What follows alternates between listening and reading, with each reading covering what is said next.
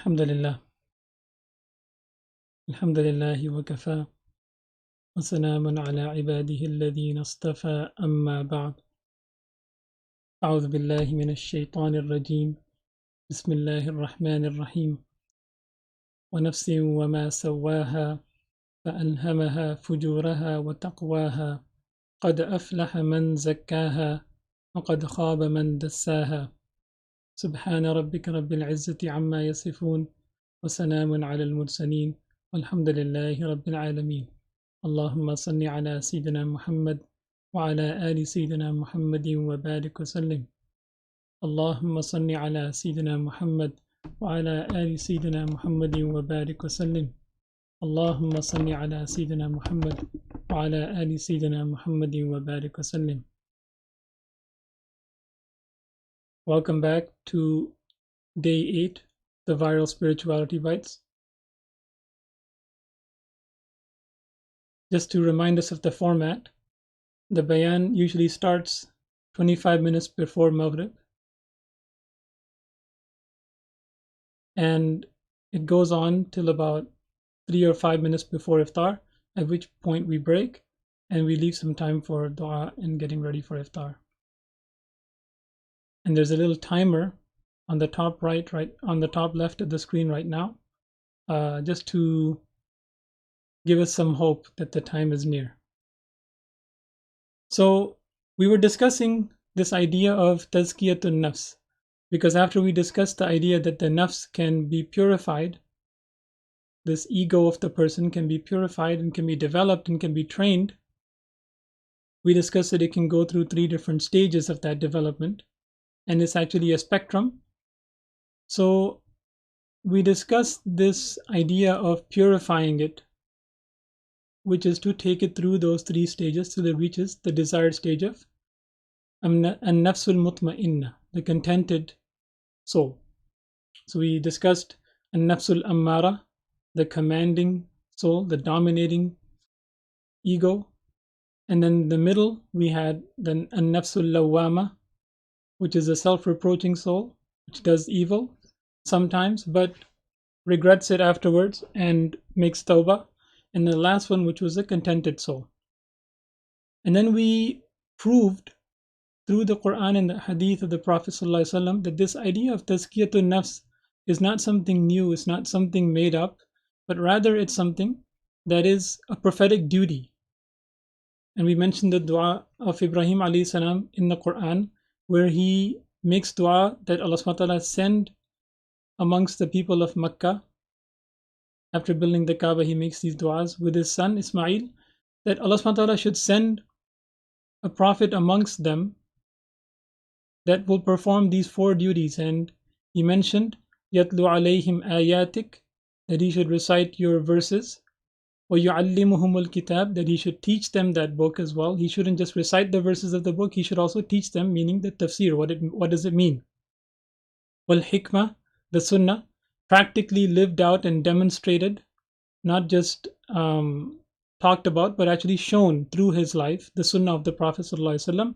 And the last thing that he mentioned was وَيُزَكِّيهِمْ, which is that he should purify them as well. He should perform this task of purifying them of their sins and of their spiritual weaknesses, and he should purify their souls. And when Allah subhanahu wa ta'ala replies to that dua, which is about 20-30 verses later in the same surah, Surah Al-Baqarah, he mentions those very same 4 duties, but he mentions them with a slightly different order. He brings tazkiyah, which is the 4th thing that Ibrahim alayhi salam asked for. He mentions it at number 2, and the ulama mentioned that obviously the Quran is not ad hoc in its choice of words and its order, and everything is divinely ordained. It is the divine speech. Therefore, Allah subhanahu wa ta'ala doesn't do things without any reason. So this idea that he should perform the tazkiyah was so important that Allah subhanahu wa ta'ala took it from number 4 in the list and made it number 2. And we mentioned the dua of the Prophet ﷺ, وَزَكِّهَا أَنْتَ خَيْرُ مَنْ زَكَّاهَا آتِ نَفْسِي تَقْوَاهَا, that, O Allah, grant my soul its taqwa, وَزَكِّهَا, and purify it, أَنْتَ خَيْرُ مَنْ زَكَّاهَا, you are the best of those that purify it. أنت وليها ومولاها إلى آخره. So let's continue on today and talk about some of the goals of tazkiyah. What are the goals of spiritual purification? And this is important to talk about because you would think that this would be something very obvious. However, it becomes kind of fuzzy in many people's mind. And this is the reason why many people become sort of allergic almost to this idea of tazkiyah, which is that people take this idea of tazkiyah and they take it in the wrong direction and they fool the masses in order to achieve their own selfish ends.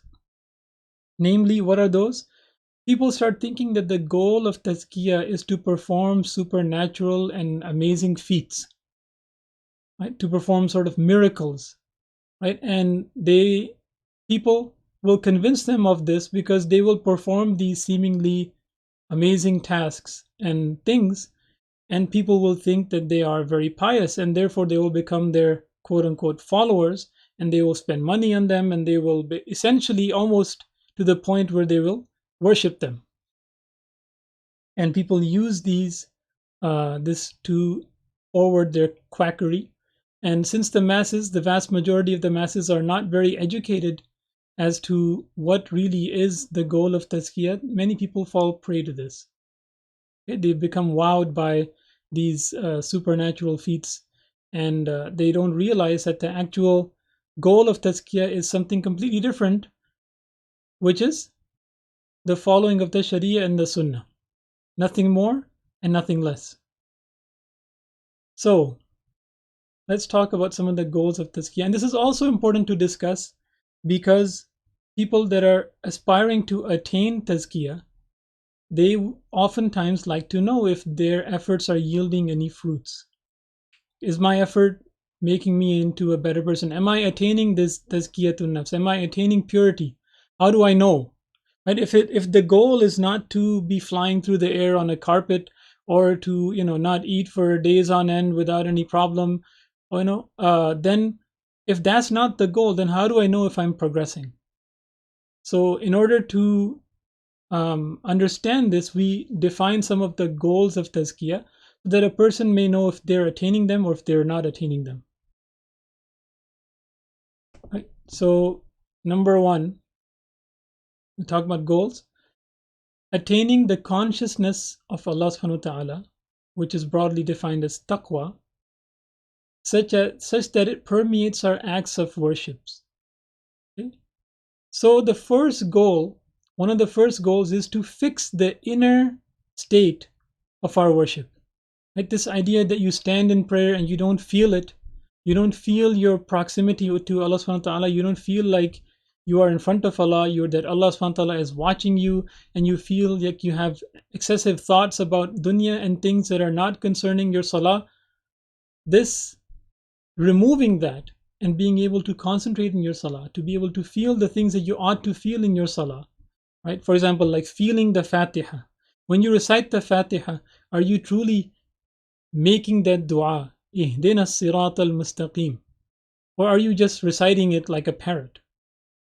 Right? For the vast majority of people, they never have that heartfelt dua emanate from themselves to say, Ya Allah, guide me to the straight path, when they are making that, when they are reciting that in their salah. Oftentimes we are too busy to even ponder over it. We lack the concentration, and we are of course a distracted generation. SubhanAllah, humankind has never been so distracted. Right? We talk about the WMD, the weapons of mass distraction. The cell phone that is in every person's hand has made our brains into cottage cheese. We are busy looking for, our messages, our notifications, our emails. At any point we're expecting to receive some kind of message. Our phone will be buzzing, our ringtones will be going off, or someone will post a new Snapchat or Instagram. We are so distracted, subhanAllah, that how can it be expected that we be able to concentrate in salah unless we train ourselves and we work on it? It's not something that comes automatically. This is something that has to be worked on. And this process of working on one's concentration and developing devotion in salah, this is tazkiyah in and of itself.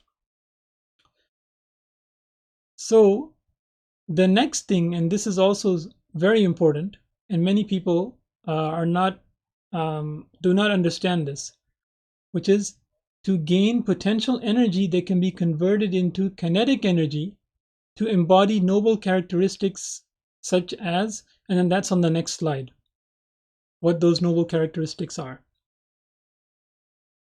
So what do I mean by this potential energy and kinetic energy?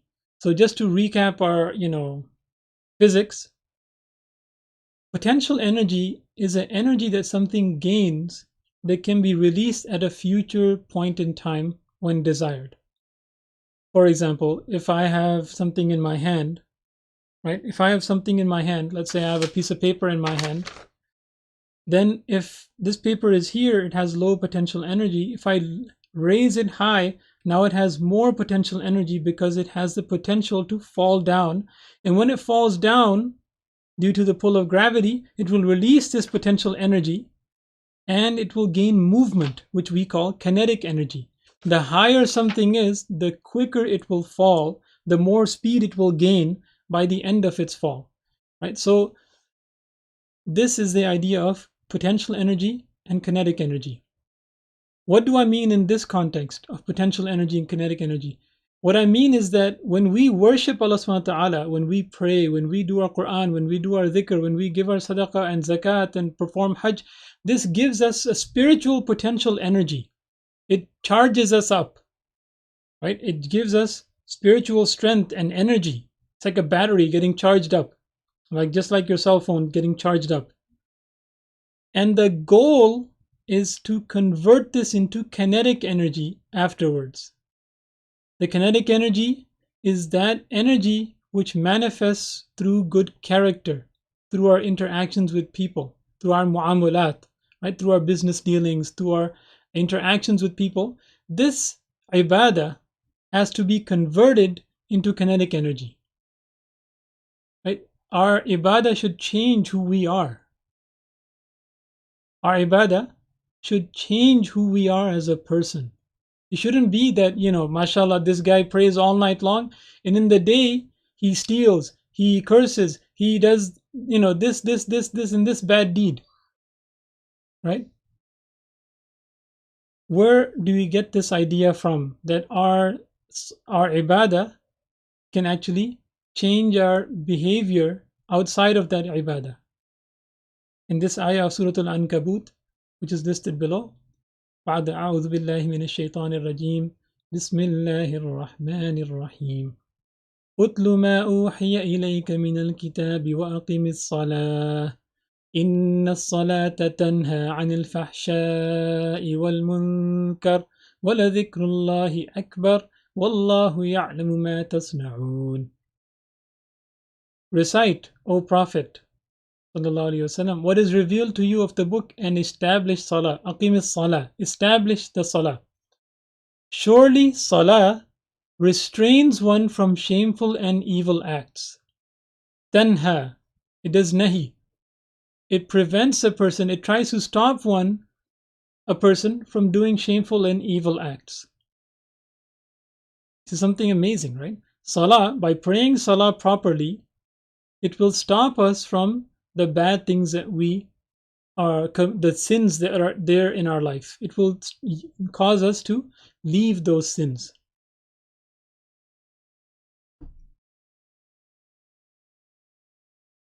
So on the next slide, I've discussed some of these noble characteristics, and I have a picture of a person repairing an AC, and you might be wondering why.